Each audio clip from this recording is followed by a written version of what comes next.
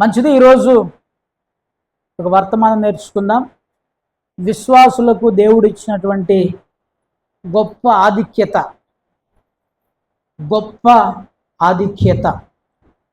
ప్రతి విశ్వాసికి దేవుడు అనుగ్రహిస్తున్నటువంటి ఒక గొప్ప ఆధిక్యత, దాన్ని మనం నిలబెట్టుకుంటామా లేదా అనేటువంటిది చూద్దాం. కొరింథీ రాసిన మొదటి పత్రిక 6వ అధ్యాయము 2-3 వచనాలు. కొరింథీయులకు రాసిన మొదటి పత్రిక, పరిశుద్ధులు లోకమునకు తీర్పు తీర్చుదురని మీరెరుగరా? మీ వలన లోకమునకు తీర్పు జరగవలసి ఉండగా తీర్పు తీర్చుటకు మీకు యోగ్యత లేదా? ఎరుగరా? సంగతులను గూర్చి మరి ముఖ్యంగా తీర్పు తీర్చవచ్చును కదా. అసలు ఏంటిది తీర్పు, ఏంటిది కథ, ఎవరెవరికి మనం తీర్పు తీరుస్తాం, ధ్యానం చూద్దాం. దానికంటే ముందుగా ఫోన్లు స్విచ్ ఆఫ్ చేయండి. రైట్, ఇక్కడ జాగ్రత్తగా మనం చూస్తే మొదటిగా ఇక్కడ ఎవరు రాయబడిందంటే, పరిశుద్ధులు లోకమునకు తీర్పు తీర్చుదురు, పరిశుద్ధులు లోకమునకు తీర్పు తీర్చుదురు అని మీరెరుగరా. ఎవరితో మాట్లాడుతున్నాడు? కొరింథీ సంఘములో ఉన్నటువంటి విశ్వాసులతో మాట్లాడుతూ, లేదా ఈరోజు విశ్వాసులమైన మనము గ్రహించాల్సిన విషయం ఏంటంటే, మీరు లోకమునకు తీర్పు తీర్చుదురు అంటున్నాడు. లోకమునకు తీర్పు తీర్చుదురు అని మీరు ఎరుగరా. అసలు మీకున్నటువంటి, మనకున్నటువంటి అబిలిటీ, మనకున్నటువంటి ఆధిక్యత, మనకున్నటువంటి గొప్ప స్థితి, మనకున్నటువంటి దేవుడు ఎంత ఉన్నతమైన వారిగా మనలను ఉంచాడో మనం గ్రహించాలి. చూడండి, ఇక్కడ మొదటిగా మనం చూస్తే పరిశుద్ధులు అంటున్నాడు. పరిశుద్ధులు అంటే ఎవరు? హల్లెలూయా. పరిశుద్ధులు అంటే ఎవరు? పరిశుద్ధులు అంటే మాకేం తెలుసు అని అంటారా? యేసు రక్తములో కడగబడిన వారు, దేవుని సంఘము, దేవుని ప్రజలు, దేవుని యొక్క విశ్వాసులు, దేవుని విశ్వాసం ఇచ్చినటువంటి వారు. అది ఎవరు వాళ్ళు? మనం పరిశుద్ధులు. గుర్తుపెట్టుకోండి, యేసుక్రీస్తు రక్తంలో కడగబడిన మనందరము పరిశుద్ధులమే. యేసు రక్తములో కడుగబడిన మనందరము పరిశుద్ధులమే. యేసు రక్తము ప్రతి పాపము నుండి మనలను పవిత్రులనుగా చేయును. గుర్తుపెట్టుకోండి, పరిశుద్ధులు ఎవరు అనగలనికి ఎవడో ఉన్నాడు, లేకపోతే సెయింట్ అనేటువంటి బిరుదు ఉన్నటువంటి వాళ్ళు, లేకపోతే నన్స్, పోప్స్, లేకపోతే పెద్ద పెద్ద వీళ్ళగా ప్రతి ఒక్క వ్యక్తి యేసు రక్తములో కడగబడిన ప్రతి ఒక్కడు పరిశుద్ధుడే. కొంతమంది పేర్లకు ముందు ఉంటుంది సెయింట్స్ అని, మన అంటే జనరల్గా కొంతమంది పెట్టుకుంటుంటారు. మంచిది, మనం కూడా పెట్టుకోవచ్చు. సో నువ్వు పరిశుద్ధుడివే. సో యేసు రక్తములో కడగబడిన ప్రతి ఒక్కడు పరిశుద్ధుడు. యేసు రక్తములో కడగబడినటువంటి వారు పరిశుద్ధులు. లోకమునకు తీర్పు తీర్చుదురు అని చెప్పేసి బైబిల్ స్పష్టంగా తెలియచేసు. తీర్పు తీర్చుట అంటే విమర్శ చేయటము, ఏలుట, మరియు ఇంగ్లీష్లో జడ్జి అని ఆయన ఉంటాడు కదా, కోర్టులో జడ్జి ఉంటాడు కదా. ఇక్కడ మీకు ఒక విషయం జాగ్రత్తగా గమనించాలి. జడ్జి అనేటువంటి వ్యక్తి జనరల్గా కోర్టులో సింగిల్ బెంచ్ జడ్జి ఒక ఆయన ఉంటాడు. కానీ మనము సింగిల్ బెంచ్ కాదు, గుర్తుపెట్టుకోండి. ప్రధాన చీఫ్ జడ్జి ఒక ఆయన ఉన్నాడు, ప్రధాన న్యాయమూర్తి ఒక ఆయన ఉంటాడు. ఆయన యేసుక్రీస్తు ప్రభువారు. ఆయనతో కలిసి మనము ఆ తీర్పు తీర్చే ప్రక్రియలో మన మక్కల్లో సింగిల్ జడ్జి కాదు మనం. గుర్తుపెట్టుకుని, ఈ విషయం జాగ్రత్తగా గుర్తుపెట్టుకుని మీకు ముందు చూపిస్తాను నేను. తీర్పు తీర్చుట అనగా విమర్శ చేయుట. యేసుక్రీస్తు ప్రభువారు ఈ లోకమును యొక్క దేవతలు విమర్శ చేస్తున్నప్పుడు ఆ యొక్క విమర్శలో మనము కూడా పాలు పంపులు పొందుతాము అనేటువంటి విషయాన్ని మనము గమనించవలసిన వారమై ఉంటున్నాము. నువ్వు నేను కూడా. ఫర్ ఎగ్జాంపుల్ చెప్తానండి, మనకు కూడా ఆధిక్యత ఉన్నది. విశ్వాసులను దేవుడు వెట్టిగా వదిలిపెట్టలే. చూడండి, మీకు ఒక విషయం చెప్తా. యెషయా గ్రంథము, కీర్తన గ్రంథము, నీ కూతురుని బట్టుగా తర్వాత మేము షూటింగ్ చేస్తుంది. 149వ కీర్తన, కీర్తన గ్రంథము 149వ కీర్తన 5, 6, 7, 8 వచనాలు చదవాలి. జాగ్రత్త.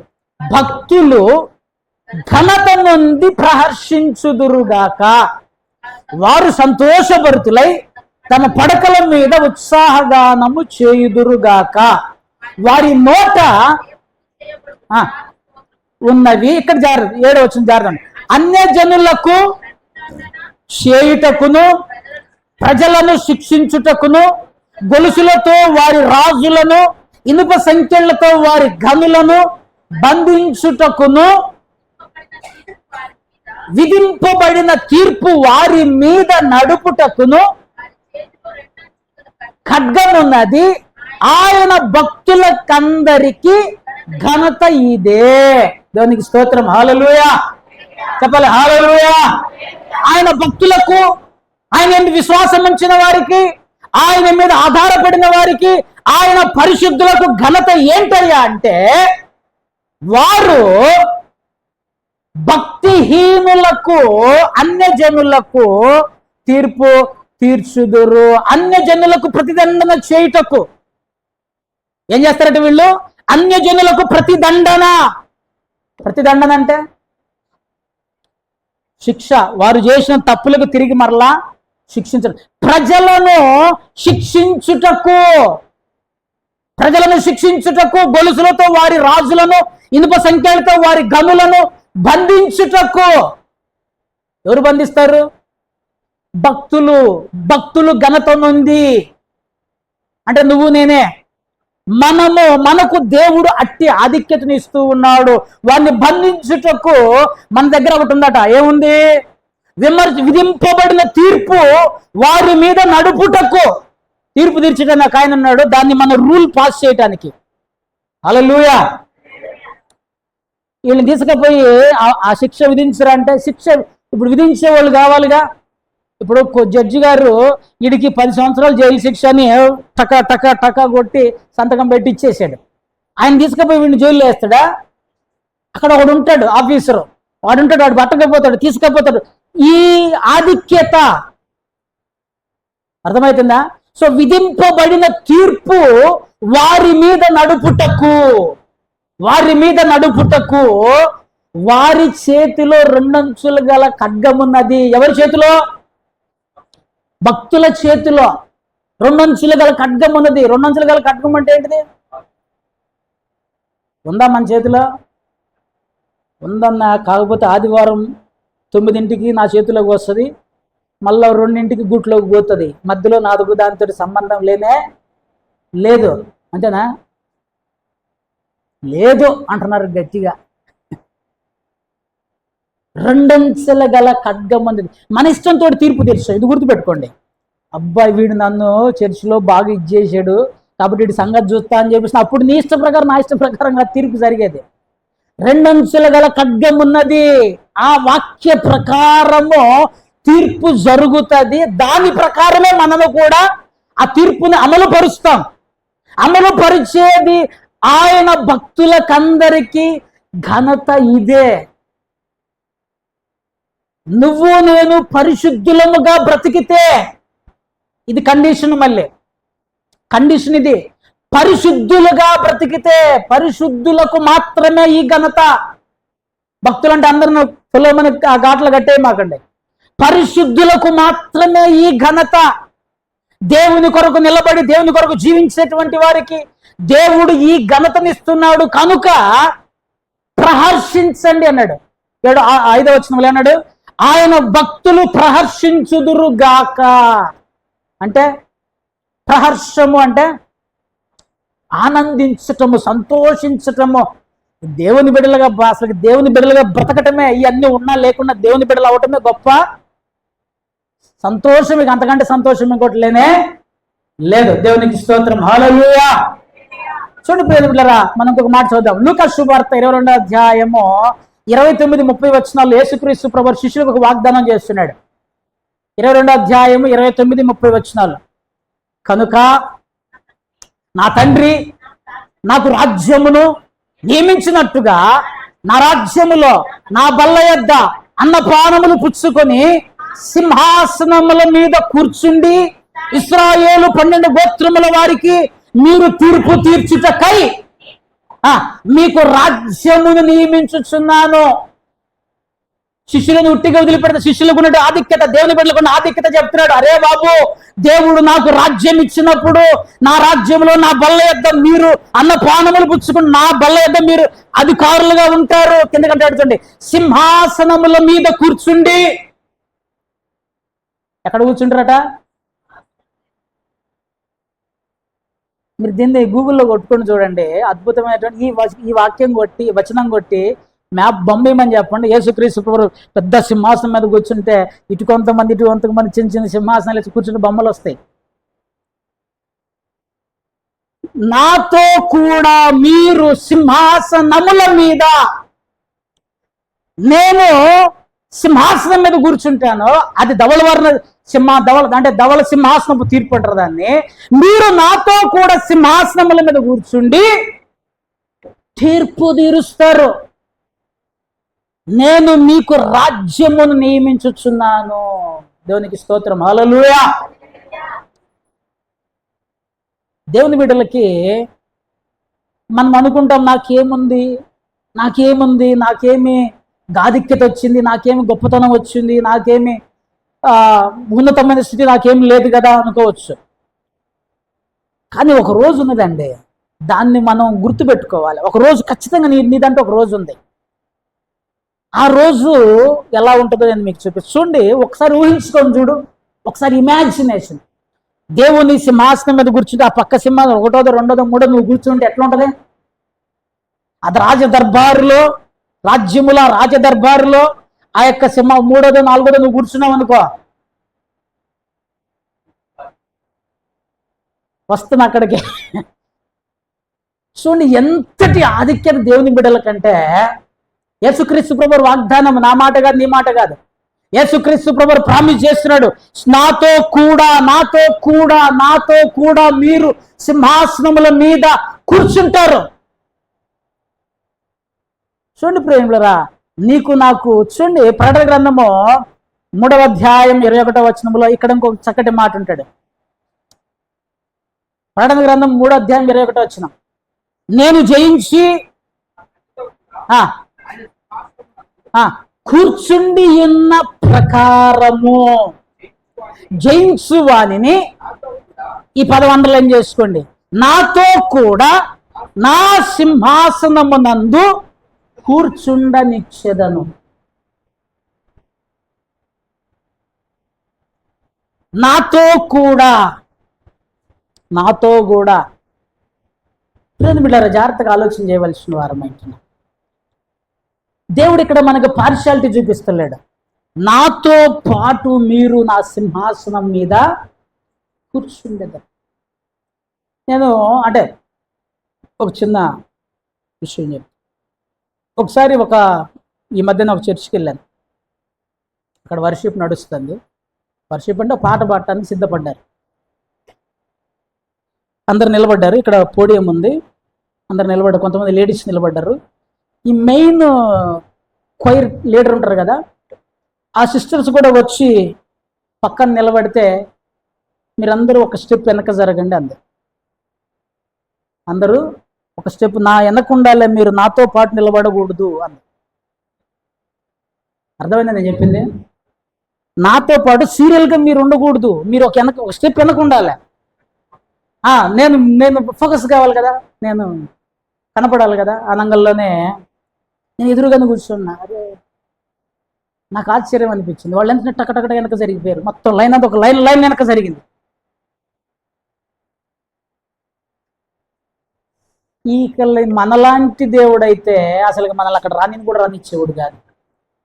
యేసుక్రీస్తు ప్రభువు ఏం చెప్తాడు చూడండి, జయించిన వాణిని, ఒకటే కండిషన్, నువ్వు ఎర్రగున్నావా, నల్లగున్నావా, పొట్టుకున్నావా, లావుగున్నావా, ఇది కాదు. కండిషన్ ఒకటి ఉంది. కానీ నువ్వు గనుక ఆ జయమును గనుక నువ్వు జయించినట్లయితే, ఆ శోధనలు జయించినట్లయితే, ఆ ఇబ్బందులను జయించినట్లయితే, ఆ కష్టాలను జయించినట్లయితే, దేవుడు నాతో కూడా నా సింహాసనమందు కూర్చుండనిచ్చేదను. నాతో పాటు నువ్వు కూర్చుంటావు. నేను నా తండ్రి సింహాసనం మీద కూర్చున్నట్లు మీరు నాతో కూర్చుంటారు. ప్రేమల ఆలోచన చేయాలి. దేవుడు నీకు నాకు చిన్న ఆధిక్యత నీలే. కాకపోతే ఇక్కడ కండిషన్ ఏంటంటే, ఒకటి నువ్వు పరిశుద్ధుడివై ఉండాలి, రెండవది జయించేటువంటి వాణిగా ఉండాలి. జయించకుండా దేని మీద జయము? లోకాన్ని జయించాలి. దేన్ని జయించాలి? మనల్ని మనం జయించాలి. దేన్ని జయించాలి? ఆశలను జయించాలి, కోరికలను సమస్తమైనటువంటి దురాశలను జయించాలి, సమస్త కీడులను జయించాలి, సమస్తమైనటువంటి శోధలను మనం జయించినట్లయితే జయించేటువంటి వానిగా ఉండాలి. జయించు వానికి పరలోక పరదేశంలో ఉన్నటువంటి మన్నాను భుజింపనిచ్చేదని రాదు. నువ్వు జయించేటువంటి వాడు అయినా ఓడిపోయేటువంటి వాడో కాదు. అర్థమవుతుందా? గెలిచిన వానికి కుర్చీ ఇస్తారా, ఓడిపోయినది కూడా కుర్చీ ఇస్తారా? గెలిచిన వానికే కుర్చీ. ఈ పోరాటంలో నువ్వు జయ జీవితం జీవించాలి. అప్పుడు నీకు యేసుక్రీస్తు ప్రభువారు వాగ్దానం చేసిన సింహాసనమును మనం పొందుకునేటువంటి వారముగా ఉంటాము. దేవునికి స్తోత్రం. హల్లెలూయా. మొదట గుర్తుపెట్టుకోండి ప్రియమిత్రులారా, మనము లోకమునకు తీర్పు తీర్చు వారముగా ఉంటాము. అర్థమవుతుందా? లోకమునకు తీర్పు తీర్చు వారంగా. లోకము అనగా ఈ భూమి మీద ఉన్న ప్రతి మనిషికి ఒక రోజు రాబోతుంది. ఆ రోజు యేసుక్రీస్తు ప్రభువారితో కలిసి నువ్వు రాజ్య పరిపాలనలో ఉండబోతూ ఉన్నావు. ఇది గొప్ప విషయం. ఇంతకంటే గొప్పదైనది ఏమన్నా కావాలా? అసలుకి ఆ సీట్ యొక్క పవర్ మనకు తెలీదు.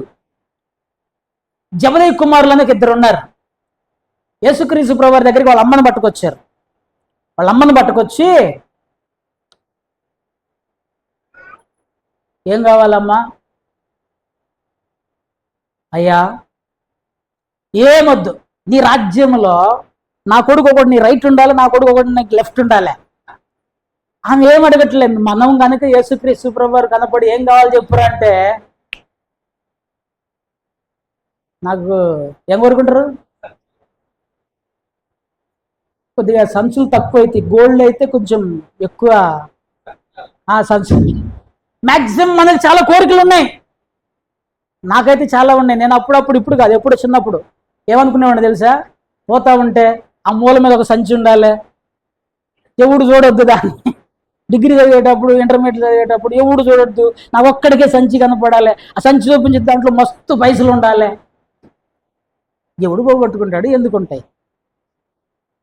ఇట్లాంటి కోరికలతోటి మనము ఉంటాం. కానీ ఈమె ఏం అడగట్లే. ఏమడిగిందో తెలుసా? నా కొడుకులు నీ కుడి పక్క ఒకడు ఉండాలి, ఎడం పక్క ఒకడు ఉండాలి. ఆమెకు తెలుసు. ఆమె బహుశా ఆమె ఇమాజిన్ చేసి ఉండొచ్చు, ఊహించి ఉండొచ్చు దేవుని రాజ్యములో ఎంత ఆధిక్యత ఉంటుందో. సో కానీ దేవుడు ఇక్కడ మనకు వాగ్దానం చేస్తున్నాడు, నువ్వు నిజంగా పరిశుద్ధుడు అయితే, పరిశుద్ధమైన జీవితం జీవిస్తే ఖచ్చితంగా నువ్వు ఈ లోకమునకు తీర్పు తీరుస్తావు. నువ్వు జయించిన వాడవైతే ఖచ్చితంగా నీకు దేవునితో పాటు సింహాసనము దేవుడు ఏర్పాటు చేయబోతూ ఉన్నాడు. దేవుని పక్కన నీకు కూడా ఒక సింహాసనాన్ని దేవుడు ఇచ్చి తీర్పు తీర్చుటకు, ఈ లోకమునకు తీర్పు తీర్చుటకు దేవుడు నిన్ను అధికారిగా నియమిస్తూ ఉన్నాడు. విధింపబడిన తీర్పును అమలు చేయటానికి. అప్పుడు 5 బెంచ్లు, అసలు అప్పుడు చీఫ్ జడ్జి ఒక ఆయన ఉంటాడు, ఇక మన అందరము అసిస్టెంట్ జడ్జిలో అన్నమాట. ఏర్పరచబడిన, విధించబడిన తీర్పును అమలు పరచటానికి దేవుడు మనకు ఆధిక్యతని ఇస్తూ ఉన్నాడు. నెంబర్ 1, దేవునికి స్తోత్రం. హల్లెలూయా. నెంబర్ 2 ఇంకోటి ఉంది. మనుషులకి తీర్పు తీర్చేయమంటే ఒక అర్థం ఉంది. కానీ ఇక్కడ ఇంకొక అద్భుతమైన మాట చెప్తున్నాడండి. చదవండి మళ్ళీ 3వ వచనం. మనము దేవదూతలకు తీర్పు తీర్చుదామని. దానికి స్తోత్రం చెప్పాడు. హల్లెలూయా, హల్లెలూయా. దేవదూతలు గొప్పవాళ్ళ, మనం గొప్పవాళ్ళమా?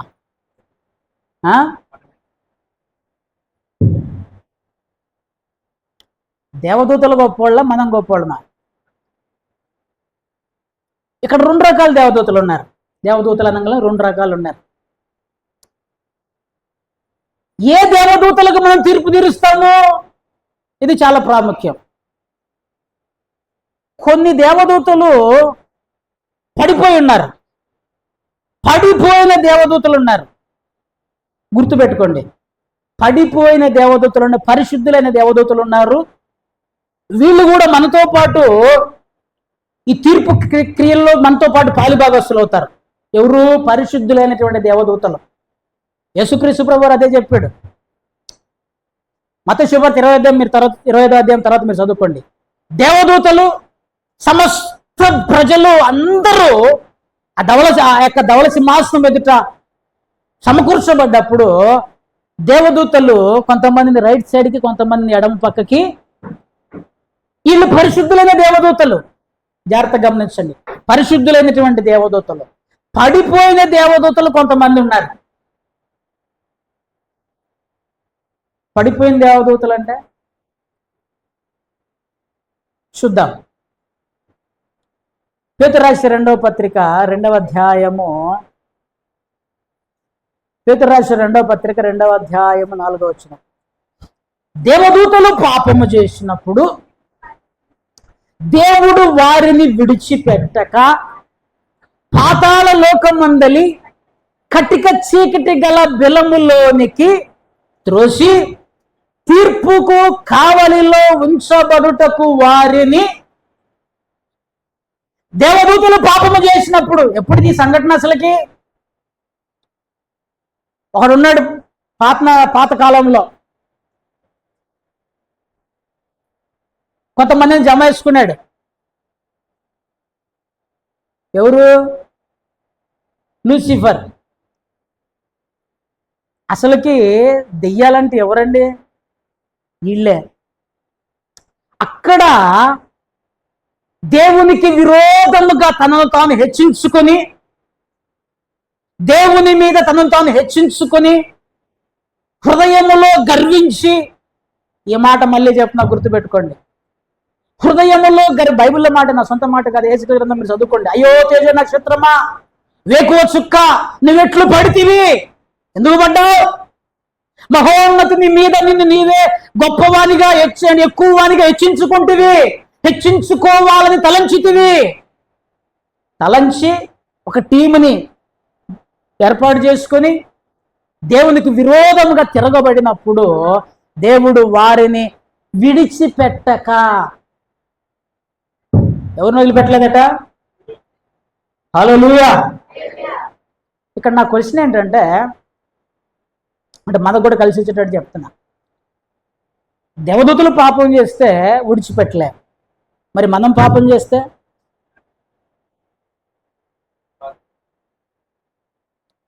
పశ్చాత్తాపడ్డావా? సరే, పశ్చాత్తాపడలేదనుకో, మళ్ళా పశ్చాత్తాపం అంటే ఇంకో రకం సుమా. చెప్తా. బా, ఈరోజు తాగిన తప్పు చేయకూడదు, పశ్చాత్తాపడ్డ పోయా, మళ్ళీ రేపు తాగా. ఇది పశ్చాత్తాపం కాదు.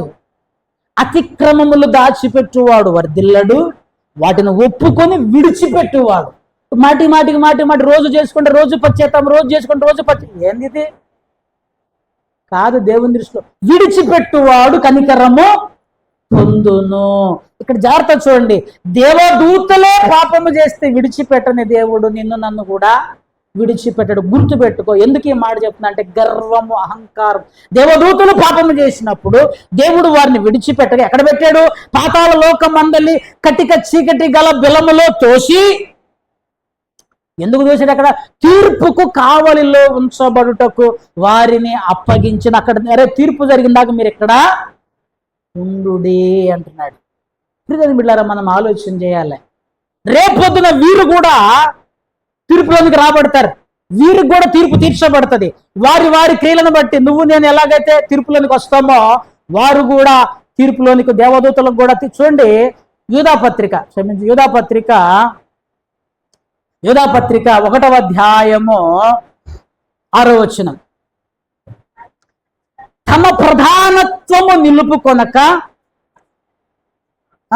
దేవదూతలను మహాదినమున జరుగు తీర్పు వరకు నిత్య పాశములతో ఆయన బంధించి భద్రము చేసెను.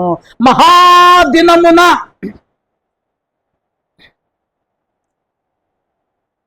జాగ్రత్త గుర్తుపెట్టుకోండి అమ్మా. మహాదినమున ఒక దినం ఉంది, అది ఎండు. ఈ ప్రపంచానికి ఎండ్ అది. ఈ ప్రపంచానికి ఎండ్, ఈ యుగానికి ఎండ్ అది, ఆ మహాదినం. ఆ తర్వాత ఇక రోజులు ఉండవు, ఆ తర్వాత ఇక భూమి ఉండదు, ఆ తర్వాత ఆకాశం ఏముండదు. ఆ దినము అయిపోయిందంటే తీసుకుపోయి వాళ్ళందరిని లోపల పడేస్తాడు అని బైబిల్ రాయబడింది. మహాదినం అంటే దేవుని యొక్క తీర్పు, లాస్ట్ జడ్జిమెంట్. భూమి అన్నిటిని మొత్తం చుట్టగుచ్చి తీసుకుపోయి పాతాళమును, మృతుల లోకమును తీసుకుపోయి అగ్ని గంధకములతో కూడినటువంటి గుండములో పడవేస్తాడు. ఇది రెండవ మరణం అని ప్రకటన గ్రంథం తెలియజేస్తూ ఉన్నది. చూడండి, ప్రకటన గ్రంథంలోనికి రండి.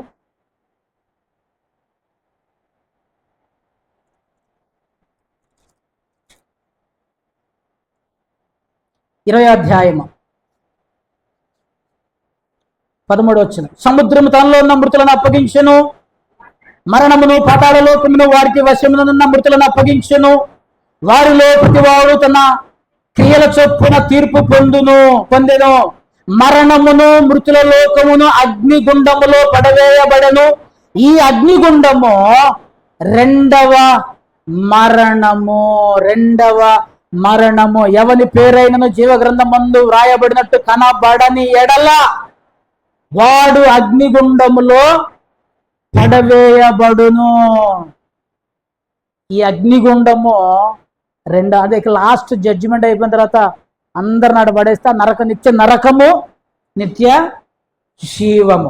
ఈ మహాదినమున జరిగేటువంటి తీర్పు కొరకు వీరిని భద్రము చేశాడు. సో ప్రియులారా, మనం ఇప్పుడు రెండు రకాల తీర్పుల్లో మనం పాలుభాగస్తులం అవుతాం. మొదటిది, లోకమునకు మనం తీర్పు తీరుస్తాము.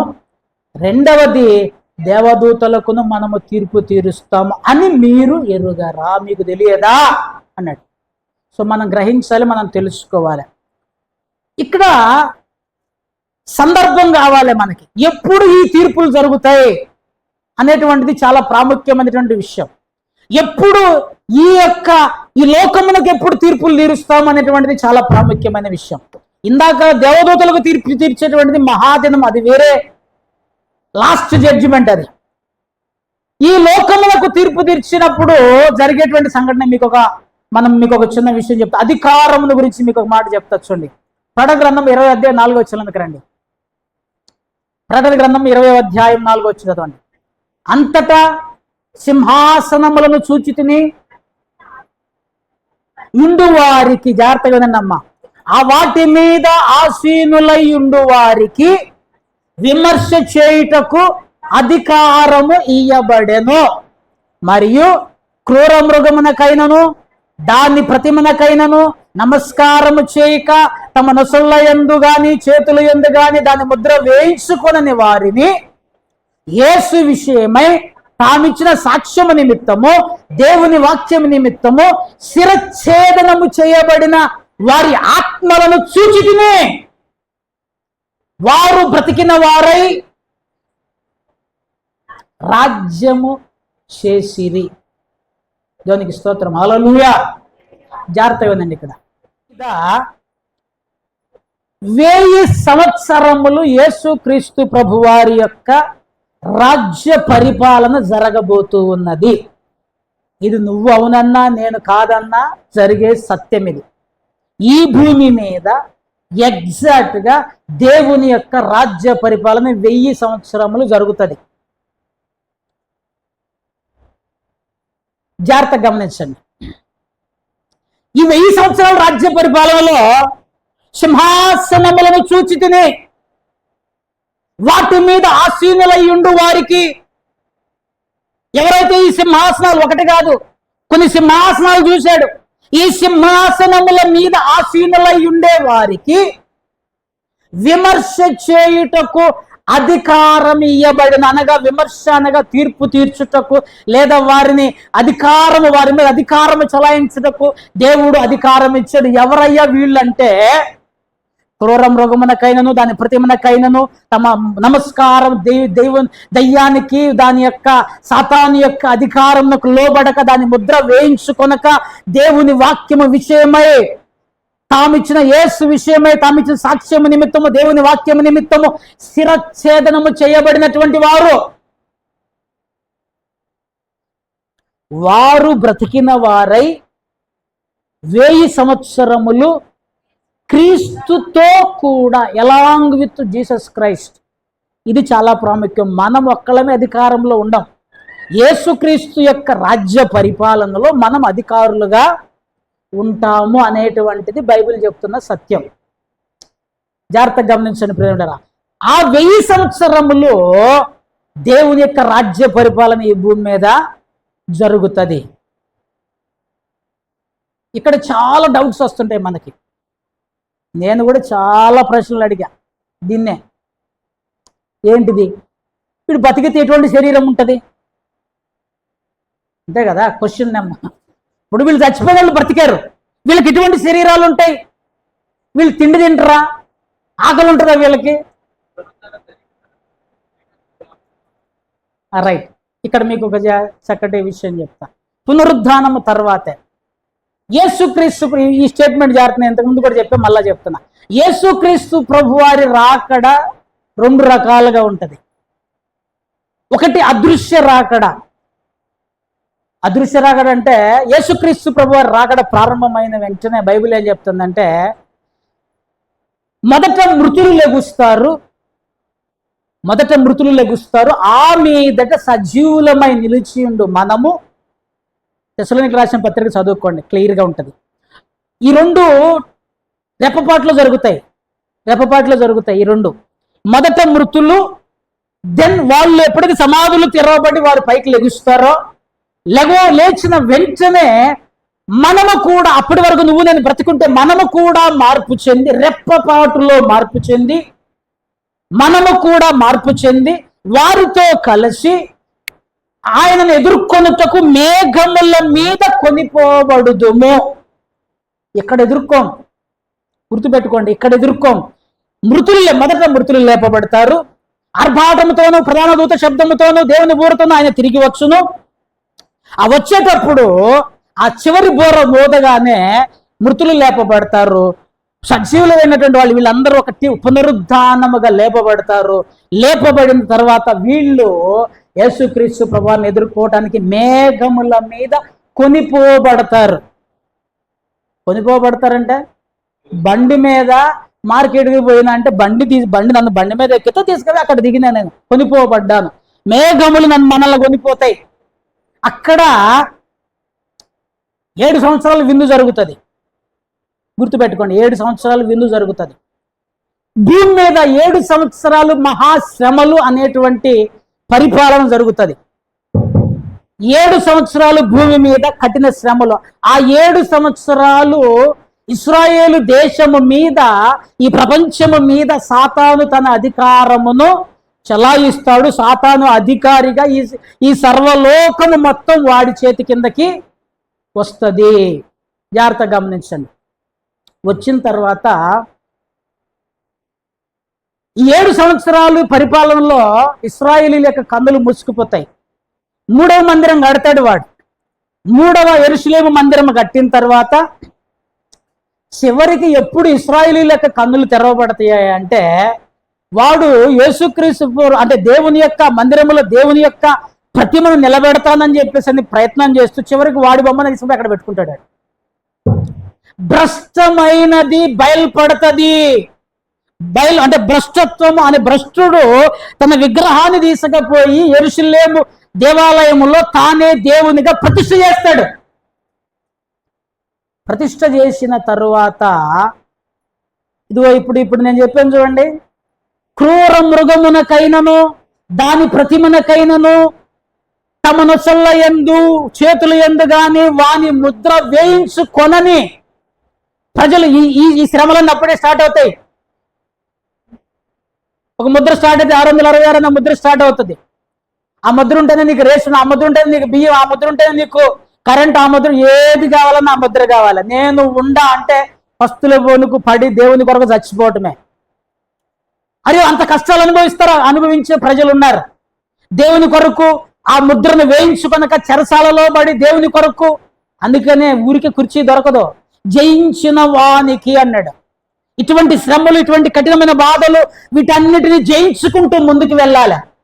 సో ఎప్పుడైతే 7 సంవత్సరాలు ఇశ్రాయేలీయుల కన్నులు ఎప్పుడైతే తెరవబడతాయో అప్పుడు ఆయన వేవేల దూతలతో, వేవేల పరిశుద్ధులతో ఈ భూమి మీదకి దిగి వస్తాడు. అప్పుడు మనము కూడా ఆయనతో పాటు ఈ భూమి మీదకి దిగి వస్తాము అని చెప్పేసి బైబిల్ స్పష్టంగా తెలియచేస్తూ ఉన్నది. దేవునికి స్తోత్రం, హల్లెలూయా. ఇక్కడ మనందరము మహిమ శరీరాలను ధరించుకొని ఉంటాం. గుర్తుపెట్టుకోండి, అధికారములో ఉండేటువంటి వారంతా మహిమ శరీరములను ధరించుకునేటువంటి వారై, మహిమ శరీరాలు అంటే ఎలా ఉంటాయి? ఖచ్చితంగా మనలాగే ఉంటుంది, 100% మనలాగే ఉంటుంది. యేసుక్రీస్తు ప్రభు వారు పునరుద్ధానుడైన తర్వాత శిష్యులకు కనపడితే వాళ్ళందరూ ఏమన్నారు? భూతం భూతం భూతం అన్నారు. రండిరా, నేను నాలాగా భూతానికి చేతులు ఇట్లుండే, నాలాంటి శరీరం భూతానికి ఉండదు, చూడండి. ఆయన మాట్లాడగలుగుతున్నాడు, ఆయన చూడగలుగుతున్నాడు, ఆయన అందరితో సంభాషించగలుగుతున్నాడు. సో అటువంటి మహిమ శరీరములను మనము ధరించుకునేటువంటి వారముగా ఉంటాము. ధరించుకుని ఆ 1000 ఏండ్ల పరిపాలనలో మనము కూడా రాజ్య పరిపాలన చేసేటువంటి వారముగా, దేవుని కింద అధికారముగా మనము ఉండేటువంటి వారముగా ఉన్నాము అని చెప్పేసి బైబిల్ స్పష్టంగా తెలియచేసింది. చూడండి, దీన్నే ముందుగానే దానియేలు భక్తుడు ప్రవచించాడు 7వ అధ్యాయం 18వ వచనంలో. అయితే దానియేలు గ్రంథం 7వ అధ్యాయము 18వ వచనం, అయితే మహోన్నతుని పరిశుద్ధులే రాజ్యాధికారము నొందుదురు, వారు యుగ యుగములు, యుగ యుగాంతముల వరకు రాజ్యము ఏలుదురు. యుగ యుగములు, యుగాంతము వరకు. ఈ 2 జాగ్రత్తగా మనం గమనించాలి. యుగాంతం అంటే ఎప్పుడు? ఇది చాలా ప్రాముఖ్యం. 1000 ఏండ్ల పరిపాలన అయిపోగానే యుగాంతం రాదు, గుర్తుపెట్టుకోండి. యేసుక్రీస్తు ప్రభువారు ఎప్పుడైతే 2వ రాకడలో భూమి మీదకి వస్తాడో, కొంతమందికి అర్థం కావచ్చు, అర్థం కాకపోవచ్చు, కానీ చాలా ఇంపార్టెంట్, జాగ్రత్తగా వినండి. యేసుక్రీస్తు ప్రభువారు ఎప్పుడైతే భూమి మీదకి వస్తాడో ఈ ప్రపంచ ఆర్మీ మొత్తం వాడి చేతిలో ఉంటుంది, సాతాను చేతిలో. ఊరుకుంటాడా?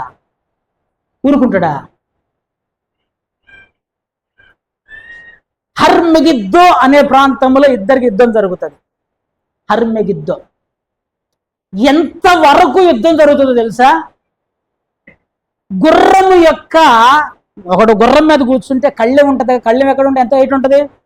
తక్కువలో తక్కువ ఒక 10 ఫీట్లు ఉంటుంది అది, లేకపోతే 6 ఫీట్ల మినిమం ఉంటుంది గుర్రం యొక్క నోటి కళ్ళెం. గుర్రం యొక్క కళ్ళెముల వరకు ఆ యొక్క హర్మెగిద్దో అనేటువంటి ప్రాంతంలో, లోయలో రక్తము వారుతుంది.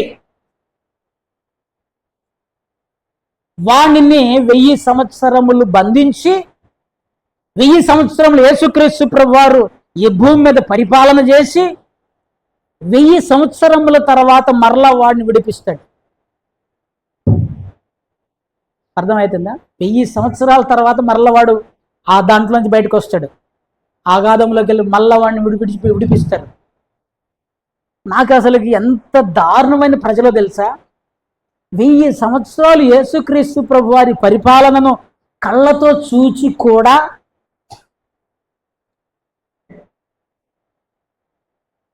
వీడు విడిపించబడగానే గోగు మాగోగు అనేటువంటి ఒక సంతతి పోయి మళ్ళీ వాడితో జాయిన్ అవుతారు.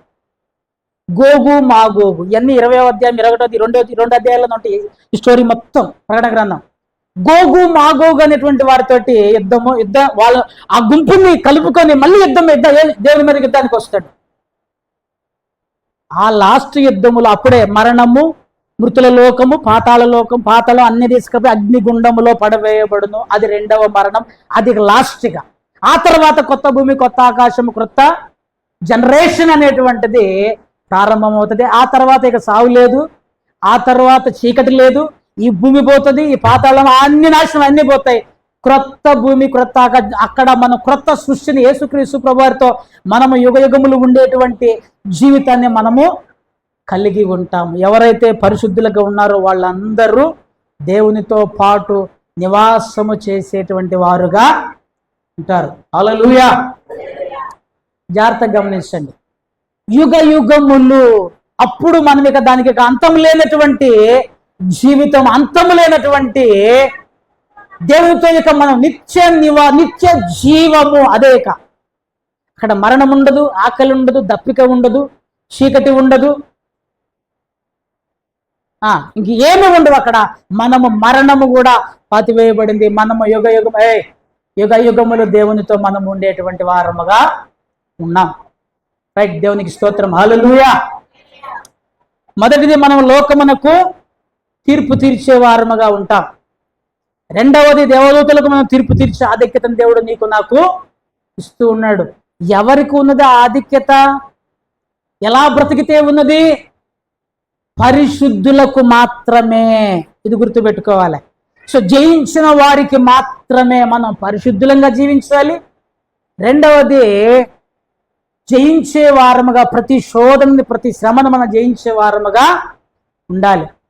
మూడవది, ఎప్పుడు జరుగుతుంది ఈ యొక్క పరిపాలన, యొక్క తీర్పు అన్ని మనం ఎప్పుడు చూస్తామంటే 1000 ఏండ్ల పరిపాలనలో మనం యేసుక్రీస్తు ప్రభువారితో కలిసి ఇక రాజ్య పరిపాలన భాగస్థులమైతాం. ఆ తీర్పులను మనం అమలు చేసే వారముగా ఉంటాము అనేటువంటి విషయాన్ని మనం గమనించవలసిన వారమై ఉంటున్నాం.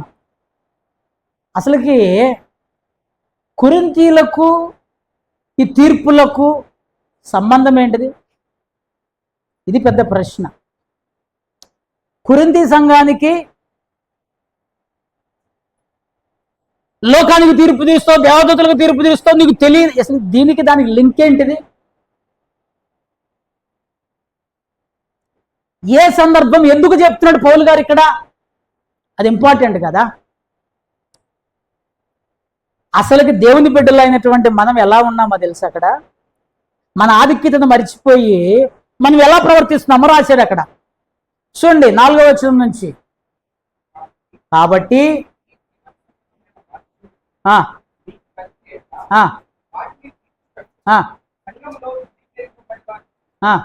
కూర్చుండబెట్టుదురా. జాగ్రత్త వినండి. మీరు ఎటువంటి వాళ్ళయ్యా అంటే, నా వైపు చూడండి అమ్మ, మీరు ఎటువంటి వాళ్ళయ్యా అంటే, అందరూ ఐఏఎస్ క్యాడర్. మీరందరూ ఎటువంటి వాళ్ళు? IAS cadre. మీరు పోయి 4th క్లాస్ ఎంప్లాయ్ ఉంటాడు కదా, వాని దగ్గర పోయి రికమెండేషన్ లెటర్ తెచ్చుకుంటున్నారు. అర్థమవుతుంది నేను చెప్పేది?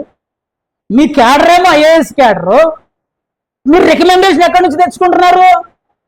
4th class employee. అంటే 4th క్లాస్ ఎంప్లాయ్ నేను తక్కువ చేసి మాట్లాడతలే.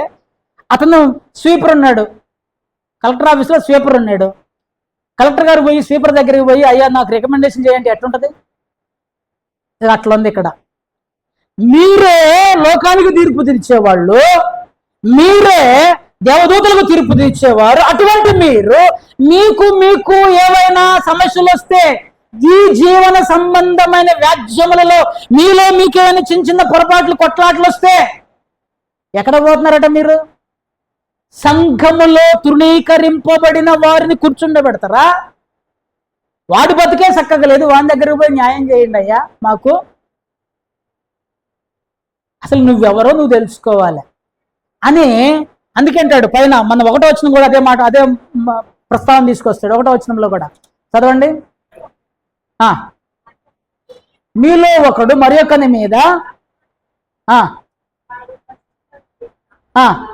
కాక అనీతిమంతుల ఎదుట తెగించుచున్నాడు.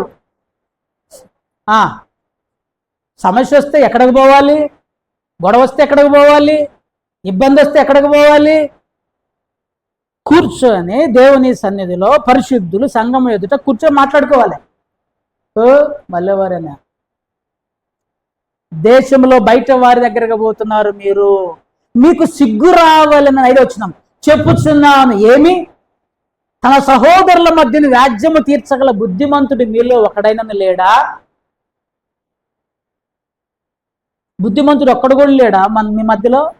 మీ సంఘంలో మంచి నీతి చెప్పేటోడు, ఇది తప్పు ఇది ఒప్పు అని చెప్పేటోడు లేడా? ఉన్నారు. కానీ నేను ఒక మాట చెప్తానండి, నాకు ఎదురైన సంఘటన. మనుషులు ఎట్లున్నారంటే వాళ్ళ తప్పైనా కూడా తప్పు అమ్మా ఇది తప్పు అని చెప్తే తీసుకోరు. అందుకే నేను అసలుకి ఎవరు మీరు తనుకొని కూతురు ఏమన్నా నేను అసలు మీకు ఏం చెప్పకూడదు అని చెప్పిన. ఒకసారి చెప్తలేను, ఎందుకో చెప్తా. ఒక ఇద్దరు నా దగ్గరకు వచ్చారు, ఇద్దరికి చెప్పా ఇది తప్పు ఇది తప్పు, వాళ్ళకి చెప్పి వీళ్ళకి చెప్పా. ఈ రెండో మనిషి ఏమన్నాడు తెలుసా? వాళ్ళ వైపు మాట్లాడేవన్నా మీ కులపోళ్ళ వాళ్ళు అని అన్నారు. అంటే నేను ఈ మనిషిని అడిగా, మా కులం ఏంటిదో నీకు తెలుసా అన్న. తెలియదు అని అన్న. మరి తెలియకుండా ఎంత నిందెట్టేసినావు? తప్పు తప్పే. నువ్వు గుర్తుపెట్టుకోండి, అయ్యగారు నా వాళ్ళు నీ వాళ్ళని ముచ్చట ఉండదు.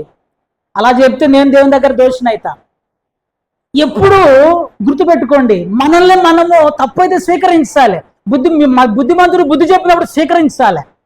కానీ దాన్ని స్వీకరించలేకపోతున్నారు ప్రజలు. చూడండి, అయితే సహోదరుడి మీద వ్యాజ్యం, అసలు మనము దేవుని బిడ్డలమైన మనము ఒకళ్ళ మీద వ్యాజ్యం ఆడకూడదని బైబిల్ చెప్తుంది. అవిశ్వాసులు ఎదుటనే మళ్ళీ తన్నుకునేది కూడా ఎక్కడో తెలుసా?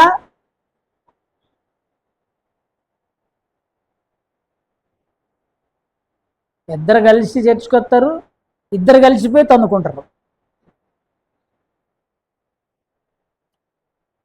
వీళ్ళ పాస్టర్ వీళ్ళకి చెప్పడా? వీళ్ళ అయ్యగారికి బుద్ధి, మీరు తన్నుకుంటారు బాగానే, మీరు తిట్టుకుంటారు బాగానే, మీ నుంచి చివరికి ఏమవుతుంది? వీళ్ళ అయ్యగారు అసలు మంచి బుద్ధి లేదు, వీళ్ళ అయ్యగారికి ఏం చెప్పడా? వీళ్ళ అయ్యగారికి ఏం తెలియలేదా? వీళ్ళ అయ్యగారు మంచోడు కాదు, మీరు తన్నుకుంటే అయ్యగారికి మంచోడు కాకపోవడానికి సంబంధం ఏంటి? అసలు గొడవలు పెట్టుకో, దాని అర్థం ఏంటంటే గొడవలు పెట్టుకోకండి అని అర్థం. వ్యాజ్యమాడకండి కిందకంటాడు. ఇది భయంకరమైన మాట అండి. ఒకని మీద ఒకడు వ్యాజ్యమాడుట మీలో ఇప్పటికే కేవలం లోపం. ఒకని మీద ఒకడు కొట్లాడుకోమాకండి. వ్యాజ్యమాడుట కంటే అన్యాయం సహించుట మేలు, దానికంటే మీ సొత్తులను అపారింపబడనిచ్చుట ఇంకా మేలు. నేను మీకు మళ్ళీ చెప్తున్నా ప్రియని బిడ్డలారా, ఒకడు నిన్ను తిట్టాడు అనుకో, వదిలిపెట్టి చూడు, దేవునికి అప్పగించి చూడు, నీకు ఎంత మేలు జరుగుతుందంటే అంత మేలు జరుగుతుంది. నేను మరలా చెప్తున్నా, నువ్వు తిరిగి అంటే దెబ్బకి నీకు రావాల్సినటువంటి ఆశీర్వాదం పోతుంది. అన్నాడు, అన్యాయం చేశాడు, ద్రోహం చేశాడు, మోసం చేశాడు, దేవునికి అప్పగించి చూడు, ఎంత అద్భుతంగా దేవుడు నిన్ను ఆశీర్వదిస్తాడో తెలుసా? అంత అద్భుతంగా ఆశీర్వదిస్తాడు. మనమే తిడతాం, మనమే కొడతాం, మనమే అంటాం, అన్యాయంగా కిందకి ఒక దారుణమైన మాట అంటాడు, అన్యాయంగా మనమే అన్యాయం చేస్తాము. 8 వచ్చిన చదవండమ్మా. అయితే మీరే అన్యాయం చేస్తారు, అన్యాయం చేస్తూ అపహసిస్తూ ఉన్నారు. మీ అన్యాయం చేసేది మనమే, మళ్ళా గొడవ పెట్టేది మనమే, మమ్మల్ని అన్నారని అనేటువంటిది మనమే. అంటే ఎందుకు ఈ మాటలు చెప్తున్నానంటే ప్రియమిత్రులారా, నీ స్థితి ఏంటిదయ్యా అంటే లోకమునకు తీర్పు తీర్చే స్థితి. నీ స్థితి ఏంటిదయ్యా అంటే దేవదూతలకు తీర్పు తీర్చే స్థితి. నువ్వు దేవునితో పాటు సింహాసనం మీద కూర్చుండేటువంటి స్థితి నీది. చిన్న చిన్న వ్యాజ్యాలకు పోయి ఒక అన్యుడి దగ్గర, పనికిరాని వాని దగ్గర, రోడ్ల మీద కూర్చునే వాని దగ్గర, భయం లేని వాని దగ్గర, దేవుని భక్తి లేని వాని దగ్గర పోయి కూర్చొని నాకు న్యాయం చేయండి అని చెప్పేసి అడగటానికి మనం అడగకూడదు అని చెప్పేసి బైబిల్ చెప్తుంది. అది దాని సందర్భంతో పోల్చి చెప్తున్నాడు. నువ్వు గొప్పవానివి, దేవుడు నిన్ను గొప్పగా ఉంచాడు, గొప్పగానే బ్రతుకు. పోయి ఒక మారు మనసుల దగ్గర పోయి నాకు న్యాయం చేయండి అంటే వాడేమంటాడు? 100 తిట్లు తిడతాడు మనల్ని. మీరు ఇక వాడు మనల్ని తిట్టడం ముందు ఫస్ట్ ఎక్కడికి వస్తారంటే అక్కడికే వస్తాడు. మీరు దేవుని బిడ్డలు కాదయ్యా, మీరు దేవుని బిడ్డలుగా అంటే ఇప్పుడు నువ్వు నేను దందుకొని దేవునికి చెడ్డ పేరు తెచ్చుకో. దేవుని బిడ్డలు కదా మీరు, దేవుని బిడ్డ. దేవుని బిడ్డలమనే కదా. దయచేసి గమనించండి, ఇంకెప్పుడు ఎక్కడ దేవుని పేరట ఒకవేళ అన్యాయం జరిగింది అనుకో, ప్రభువా వీడు నాకు అన్యాయం చేసి నీకు అప్పగిస్తాను, అప్పగించి చూడు, పగ తీర్చుట నా పని అన్నాడు దేవుడు. నీకు అన్యాయం చేసినాడు అక్కడే ఉంటాడు, కానీ దేవుడు నిన్ను ఉన్నతంగా దీవిస్తాడు. గొత్తులో వేసినట్టు అన్నదమ్ములు మళ్ళా చచ్చుకుంటా కాళ్ళ దగ్గరికి వచ్చారు. గోతులో పడ్డవాడు గొప్పోడయ్యాడు, గోతులో పడినవాడు గొప్పోడయ్యాడు. గోతులో వేసిన వాళ్ళు మరలా కాళ్ళ దగ్గరికి వచ్చారు. అన్యాయం సహించటం మేలు. కొల్ల వస్తువులు తీసుకుపోయారా, మంచిదే, తీసుకుపోని. కానీ ప్రియని బిడ్డ, గొడవలు పెట్టొద్దు, అన్యాయం పెట్టొద్దు, వ్యాజ్యం ఆడొద్దు, పోయి అన్ని జనులు ఎదుట, అవిశ్వాసులు ఎదుట దేవుని నామమును తక్కువగా చేయొద్దు. కొంతమంది మాట్లాడితే ఈ చివరిని మాట్లాడింది ఆ చివరులుగా పలానా వాళ్ళు గొడవ పడుతున్నారు. ఎట్లా? ఇది అలవాటైపోయింది.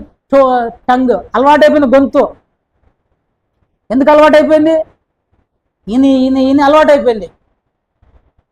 అట్లా ఉండదు ప్రియమైన దేవుని బిడ్డలం. మనం గుర్తుపెట్టుకోండి, దేవుని నామానికి అవమానకరంగా జీవించొద్దు. కనుక నీ ఆధిక్యతను గమనించు, దేవునికి ఎంత ధనికనిచ్చాడో గమనించు, ఎంత గొప్పవానిగా దేవుని నిన్ను ఊహిస్తున్నాడో దేవుడే చెప్తున్నాడు, నువ్వు నాతో కూడా సింహాసనం మీద కూర్చుంటావు. అటువంటి నీవు పనికిరానుడి దగ్గర పోయి చేయి చాపు, మాకు సాయం చేయమని అడగ, మాకు దేవుని బిడ్డగా దేవుని నామాన్ని మహిమపరచు. దేవుడు మనల్ని దీవించునుగాక. చూడండి, ఇప్పటివరకు మనం నేర్చుకున్నటువంటి విషయాన్ని మరొకసారి నేను చూపిస్తున్నాను. మనం పరిశుద్ధులు లోకానికి తీర్పు తీరుస్తారు. నువ్వు పరిశుద్ధుడివైతే, పరిశుద్ధంగా జీవిస్తే లోకానికి తీర్పు తీర్చే వారంగా ఉంటాం, దేవదూతలకు తీర్పు తీర్చే వారముగా ఉంటాం. ఎప్పుడు జరుగుతాయంటే దేవుని యొక్క రాకడలో ఇవన్నీ జరుగుతాయి. సో ఎందుకు చెబుతున్నానంటే, మనం ఇతరులతో ఒకరితో ఒకరము గొడవలు పడక, ఒకరితో ఒకరం వ్యాజ్యం ఆడక, ఒకరితో ఒకరము కొట్లాటలు చేయకుండా కొరకు ఈ యొక్క విషయాలను పౌలు గారు మనకు తెలియజేశాడు. సో ఇప్పుడు నేను క్లోజింగ్కి వస్తున్నాను. ఇప్పుడు మనం ఎలా జీవించాలి? అప్లికేషన్ ఏంటిది? పరిశుద్ధులముగా జీవించటానికి మనము ప్రయాస పడదాము. వారికి మాత్రమే ఈ ఆధిక్యత ఉన్నది. సో ఇప్పుడు మనం ఏం తీర్మానం చేయాలంటే, ప్రభువా ఇక నుంచి గతించిన తప్పులు ఏమన్నా ఉంటే వదిలిపెట్టండి. ఇక నుంచి పరిశుద్ధమైన జీవితాన్ని, యథార్థమైన జీవితాన్ని, దేవుని కొరకు జీవించేటువంటి జీవితాన్ని, గతం మర్చిపోండి. ఇక ఈ రోజు నుంచి ఒక తీర్మానం చేయండి, ప్రభువా నేను పరిశుద్ధులంగా జీవిస్తాను, యథార్థంగా జీవిస్తాను, నీ కొరకు జయించే వానిగా ఉంటానని చెప్పేసి ఒక తీర్మానం చేద్దాం. దేవుడు మనల్ని దీవించునుగాక.